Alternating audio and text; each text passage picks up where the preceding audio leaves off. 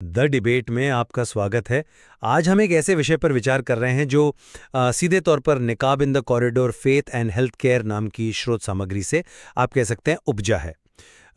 ये एक व्यस्त अस्पताल के गलियारे की कहानी है, जहां एक सीनियर सर्जन है डॉक्टर राजेश और एक नई मुस्लिम इंटर्न आयशा, और उनके बीच इंटर्न के पूरे चेहरे का नकाब पहनने को लेकर एक थोड़ी तनावपूर्ण स्थिति बन जाती है।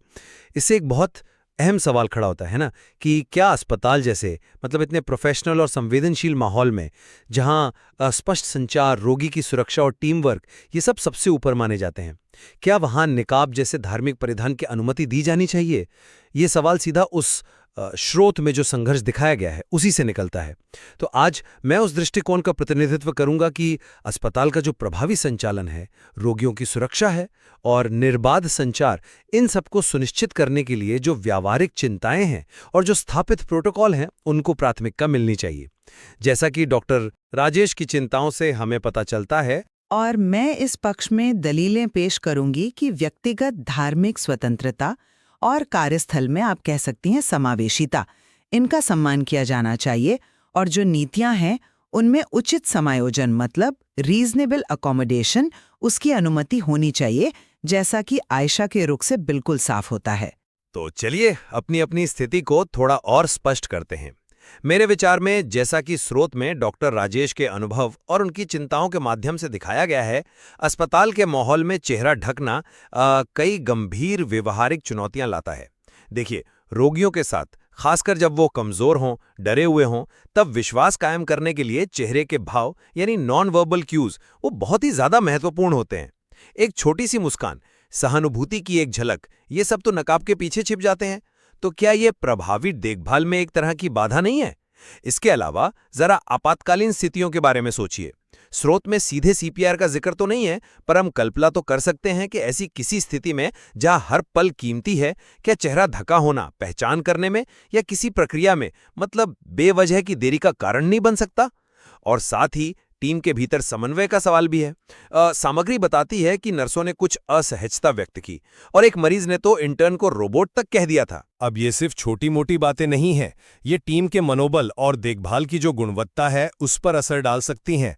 हाँ, स्वच्छता की बात भी उठाई गई। हालांकि शायद वो मुख्य मुद्दा ना हो, पर यह स्थापित प्रोटोकॉल से एक तरह का विचलन तो है ही। अंत में बात यह है कि अस्पताल का पहला दायित्व रोगी की सुरक्षा और प्रभावी देखभाल है। मैं इस मुद्दे को बिल्कुल अलग नजरिए से देखती हूँ। देखिए, स्रोत सामग्री में आयशा का जो पक्ष है वो ये दिखाता है कि उसके लिए निकाब सिर्फ कपड़े का टुकड़ा नहीं है, बल्कि उसकी धार्मिक आस्था और पहचान का एक बहुत ज़रूरी हिस्सा है। इस्लाम में शालीनता की जो ज़रूरत बताई गई है वो। तो सवाल ये उठता है कि क्या किसी पेशेवर को अपनी नौकरी के लिए अपनी बुनियादी धार्मिक मान्यताओं से समझौता करने के लिए कहा जाना चाहिए? आजकल के कार्यस्थलों में और खासकर स्वास्थ्य सेवा जैसे क्षेत्रों में धार्मिक स्वतंत्रता एक बहुत महत्वपूर्ण अधिकार है, और ज़्यादातर जगहों पर रीजनेबल अकोमोडेशन यानी उचित समायोजन के लिए नीतियां होती भी है। इसका मतलब यही है कि नियोक्ता को कर्मचारी की धार्मिक प्रथाओं को समायोजित करने की कोशिश करनी चाहिए, जब तक कि इससे संस्थान पर कोई अनुचित बोझ ना पड़े। और स्रोत इशारा करता है कि आयशा को एचआर विभाग से कुछ इसी तरह के समर्थन की उम्मीद थी। अब जो ये स्वच्छता संबंधी चिंता है वो मुझे थोड़ी बढ़ाई हुई लगती है। जैसा कि कहानी से अंदाजा लगता है, आयशा पहले से ही मानक संक्रमण नियंत्रण प्रक्रियाओं का पालन कर रही होगी, जैसे स्टेराइल दस्ताने पहनना या शायद स्थिति के अनुसार सर्जिकल मास्क भी। तो क्या नकाब, जिसे साफ रखा जा सकता है, बदला जा सकता है, वो वाकई में एक बड़ा खतरा है, या फिर उसे एक अतिरिक्त सुरक्षा परत के तौर पर भी देखा जा सकता है? और आयशा का ये विश्वास भी तो महत्वपूर्ण है कि उसकी आस्था उसे ज्यादा सहानुभूतिपूर्ण डॉक्टर बनने में मदद करती है। और जैसा कि स्रोत में कनाडा और यूके का हवाला दिया गया है, ये दिखाता है कि दूसरी विकसित स्वास्थ्य प्रणालियों में मुस्लिम महिला डॉक्टर नकाब पहनकर सफलतापूर्वक काम कर रही हैं। ये इस बात का सबूत है कि योग्यता और संवाद कौशल ही असल चीज है। हमें ये भी सोचना होगा कि डॉक्टर राजेश का जो इतना कड़ा विरोध है, क्या वो सिर्फ व्यावहारिक चिंताओं से प्रेरित है या कहीं उसमें अनजाने में ही सही कुछ पूर्वाग्रह भी शामिल हो सकता है। आखिर आयशा अपनी योग्यता के बल पर ही तो वहां पहुंची थी और उसने लचीलापन भी दिखाया, उसने वो पारदर्शी शील्ड का विकल्प भी तो सुझाया था। आपने अंतर्राष्ट्रीय उदाहरणों और समायोजन की बात की, वो दिलचस्प है। लेकिन मैं थोड़ा पीछे वो संचार वाले बिंदु पर लौटना चाहूंगा। क्या कनाडा या यूके के हर अस्पताल की स्थिति, हर टीम की केमिस्ट्री, वो यहां बताई गई स्थिति से बिल्कुल तुलनीय है? देखिए, सूक्ष्म संचार मतलब वो बारीक इशारे जो शब्दों से परे होते हैं, खासकर तनावपूर्ण या भावनात्मक पलों में, वो सिर्फ आंखों या आवाज के लहजे से कहीं ज्यादा चेहरे की जो पूरी अभिव्यक्ति होती है उस पर निर्भर करते हैं। सहानुभूति, चिंता या यहां तक कि एक हल्की सी आश्वस्ति देने वाली मुस्कान भी नकाब के कारण बाधित हो सकती है। स्रोत में डॉक्टर राजेश की ये चिंता कि मरीज उसे देखकर डर सकता है या गलत समझ सकता है, जैसे वो आतंकवादी वाली टिप्पणी की बात थी, भले ही हमें थोड़ी अतिवादी लगे, पर यह उस संभावित भय और असहजता को तो उजागर करती ही है जो अपरिचित स्थितियों में पैदा हो सकती है, खासकर ऐसे माहौल में जहां लोग पहले से ही तनाव में होते हैं। तो क्या हम इस मानवीय पहलू को पूरी तरह नकार सकते हैं, ये कहकर कि भाई संचार के दूसरे तरीके काफी हैं? मैं समझती हूँ कि आप सूक्ष्म संचार और रोगी की संभावित प्रतिक्रिया पर जोर दे रहे हैं, लेकिन यहाँ सवाल ये उठता है कि क्या ये बाधा असल में है या ज्यादातर एक अनुमानित डर है। देखिए, जो कुशल स्वास्थ्य पेशेवर होते हैं वो तरह तरह की बाधाओं के बावजूद प्रभावी ढंग से संवाद करना सीखते हैं, चाहे वो भाषा की बाधा हो, सुनने की समस्या हो या कोई और शारीरिक सीमाएं हों। आंखों का संपर्क, साफ और शांत आवाज, शारीरिक हावभाव, ये सभी बहुत शक्तिशाली उपकरण हैं। और कनाडा और यूके के उदाहरण सिर्फ ये नहीं दिखाते कि ये संभव है, बल्कि ये भी कि स्वास्थ्य सेवा प्रणालियां इसे सफलतापूर्वक समायोजित कर सकती हैं। रही बात रोगी की वो कथित आतंकवादी वाली टिप्पणी या डर की, तो क्या ये सीधे तौर पर नकाब की समस्या है या ये समाज में जो पहले से मौजूद व्यापक पूर्वाग्रह हैं उनका प्रतिबिंब है, जिनका सामना तो स्वास्थ्य पेशेवरों को वैसे भी करना पड़ता है?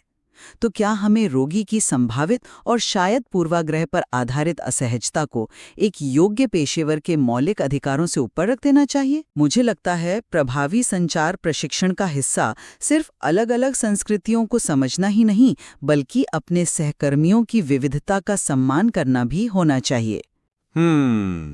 इसे केवल पूर्वाग्रह का मामला कहकर खारिज करना शायद स्थिति का थोड़ा सरलीकरण होगा। चलिए टीम समन्वय और अस्पताल के नियमों पर थोड़ा ध्यान केंद्रित करते हैं। स्रोत बताता है कि नर्सों ने असुविधा व्यक्त की। अब ये सिर्फ पूर्वाग्रह नहीं हो सकता, ये उनके रोजमर्रा के काम के फ्लो में एक वास्तविक बाधा का संकेत हो सकता है। अगर टीम के सदस्य महसूस करते हैं कि वो एक सहकर्मी के साथ प्रभावी ढंग से समन्वय नहीं कर पा रहे हैं या उनकी पहचान को लेकर कोई भ्रम है, तो इसका सीधा असर रोगी की देखभाल पर पड़ सकता है। और रही बात नियमों की, तो क्या अस्पताल की नीतियां, खासकर जो प्रत्यक्ष रोगी देखभाल वाले क्षेत्र हैं, क्या वो वास्तव में इस तरह के गैर मानकीकृत पहनावे की स्पष्ट रूप से अनुमति देती हैं? एचआर की कथित सहमति अपनी जगह है, लेकिन जो क्लिनिकल एरिया होता है वहां अंतिम निर्णय अक्सर सुरक्षा प्रोटोकॉल और जमीनी हकीकत के आधार पर ही लिए जाते हैं। स्वच्छता के बिंदु पर लौटे तो मुद्दा सिर्फ संक्रमण का नहीं, बल्कि मानीकरण का भी है। अस्पताल के वातावरण में स्थिरता और पूर्वानुमेयता ये बहुत महत्वपूर्ण होती हैं। माफ कीजिएगा, लेकिन टीम समन्वय की समस्याओं का समाधान किसी व्यक्ति के अधिकारों को सीमित करना तो नहीं होना चाहिए, है ना? अगर नर्सों को असुविधा हो रही है तो इसका समाधान बेहतर संचार रणनीतियों में हो सकता है, आपसी समझ बढ़ाने के लिए प्रशिक्षण में हो सकता है और शायद भूमिकाओं को और ज्यादा स्पष्ट करने में निहित हो सकता है। विविधता को अपनाने के लिए पूरी टीम को कोशिश करनी होती है, न कि सिर्फ अल्पसंख्यक सदस्य को ढलने के लिए कहा जाए। जहां तक नियमों का सवाल है, अगर नियम अस्पष्ट हैं या धार्मिक समायोजन की अनुमति देते हैं जैसा कि आयशा को विश्वास था, तो अस्पताल का नैतिक और शायद कानूनी दायित्व भी बनता है कि वो सद्भावनापूर्वक उन समायोजनों को संभव बनाने की कोशिश करे। और ये स्वच्छता का मानीकरण वाला तर्क, अस्पताल में डॉक्टर स्टेथोस्कोप पहनते हैं, आईडी बैज होते हैं और भी कई गैर मानीकृत चीजें होती हैं जिन्हें नियमित रूप से साफ किया जाता है, तो फिर निकाब को अलग से क्यों निशाना बनाया जाए, अगर उसे भी साफ सफाई के उन्हीं मानकों के तहत मैनेज किया जा सकता है? ये तर्क मुझे थोड़ा असंगत लगता है। आप समायोजन और टीम के अनुकूलन पर जोर दे रही हैं, ठीक है, लेकिन हमें डॉक्टर राजेश के दृष्टिकोण को भी समझना होगा, जैसा कि स्रोत में पेश किया गया है। वो अपने 20 साल के अनुभव का हवाला देते हैं और ये जताते हैं कि उनकी चिंताएं जमीनी हकीकत पर आधारित हैं, न कि किसी अमूर्त पूर्वाग्रह पर। रोगी की वो रोबोट वाली टिप्पणी या नर्सों की वो कथित शिकायतें, ये वास्तविक समय की प्रतिक्रियाएं हैं। इन्हें सिर्फ प्रशिक्षण देकर तुरंत दूर नहीं किया जा सकता। तो सवाल यह है कि क्या एक व्यक्ति के धार्मिक पहनावे को समायोजित करने की प्रक्रिया में टीम की जो समग्र प्रभावशीलता है और रोगी का जो तात्कालिक आराम है, क्या उससे समझौता किया जा सकता है? देखिए, अस्पताल एक बहुत ही उच्च दाब, उच्च जोखिम वाला वातावरण है, जहां सुचारू टीम वर्क जीवन और मृत्यु का सवाल हो सकता है। यह व्यक्तिगत विश्वासों के प्रदर्शन का मंच नहीं है, बल्कि एक साझा मिशन, यानी रोगी का कल्याण, उसके लिए एकजुट होकर काम करने की जगह है। मैं मानती हूँ कि व्यावहारिक चिंताएं व्यक्त की गई हैं, बिल्कुल, लेकिन हमें स्रोत में वर्णित डॉक्टर राजेश की भाषा पर भी तो गौर करना होगा। तमाशा कहना, आतंकवादी का डर व्यक्त करना, सीधे इस्तीफा दे दो कह देना, क्या ये भाषा सिर्फ शुद्ध व्यावहारिक चिंता दर्शाती है या इसमें एक भावनात्मक प्रतिक्रिया और शायद अनजाने पूर्वाग्रह का तत्व भी शामिल है? ये सवाल उठाना तो लाजमी है। रोगी की प्रतिक्रिया महत्वपूर्ण है, लेकिन स्वास्थ्य सेवा का काम लोगों को शिक्षित करना और विविधता के प्रति सम्मान को बढ़ावा देना भी तो है, न कि सिर्फ मौजूदा पूर्वाग्रहों के आगे झुक जाना। असल फोकस आयशा की योग्यता और उसके द्वारा प्रदान की जाने वाली देखभाल की गुणवत्ता पर होना चाहिए। और ये बहुत महत्वपूर्ण है कि उसने तुरंत एक समझौता, वो पारदर्शी शील वाला, पेश किया। ये दिखाता है कि वो स्थिति की गंभीरता को समझती थी और समाधान खोजने को तैयार थी। यहाँ सवाल ये भी उठता है कि क्या संस्थागत स्तर पर और टीम के दूसरे सदस्यों द्वारा उस समझौते को गंभीरता से लेने और समावेशी होने की वैसी ही इच्छा दिखाई गई? और जिससे कोई समझौता नहीं हो सकता, वो जिम्मेदारी है रोगी की सुरक्षा और प्रभावी देखभाल सुनिश्चित करना। इसके लिए स्पष्ट, निर्बाध संचार और कुशल टीम वर्क अनिवार्य हैं। चेहरे को ढकने वाले परिधान, चाहे वो किसी भी नेक नियत इरादे से पहने जाएं, वो इन आवश्यक कार्यों में वास्तविक और संभावित चुनौतियां खड़ी कर सकते हैं। इन चुनौतियों का बहुत सावधानीपूर्वक प्रबंधन करने की जरूरत है और कुछ अत्यंत संवेदनशील स्थितियों में देखभाल के उच्चतम मानकों को बनाए रखने के लिए शायद कुछ प्रतिबंध भी आवश्यक हो सकते हैं। और मेरा निष्कर्ष ये है कि व्यक्तिगत धार्मिक स्वतंत्रता और कार्यस्थल में समावेशिता का सम्मान किसी भी नैतिक और न्यायपूर्ण समाज की और विशेष रूप से स्वास्थ्य सेवा जैसे मानवीय पेशे की नींव है। उचित समायोजन, आपसी समझ और रचनात्मक संवाद के जरिए इन अधिकारों को पेशेवर जिम्मेदारियों के साथ संतुलित किया जा सकता है। स्रोत में आयशा द्वारा पारदर्शी शील्ड का सुझाव देना इसी बात का संकेत है कि यह संतुलन संभव है, बशर्ते दोनों पक्ष समाधान खोजने के लिए तैयार हों।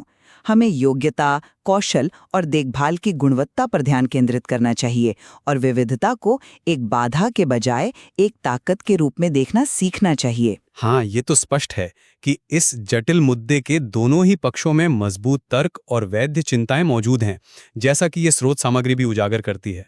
बिल्कुल, ये स्थिति हमें अस्पताल की जो परिचालन जरूरतें हैं और व्यक्तिगत धार्मिक स्वतंत्रता है, उसके नाजुक संतुलन पर गहराई से सोचने पर मजबूर करती है। कोई आसान जवाब नहीं है और ये बातचीत दर्शाती है कि ऐसे संवेदनशील विषयों पर लगातार संवाद, सहानुभूति और समझ विकसित करने की बहुत जरूरत है। निश्चित रूप से इस विषय पर और भी बहुत कुछ है जिस पर विचार किया जा सकता है।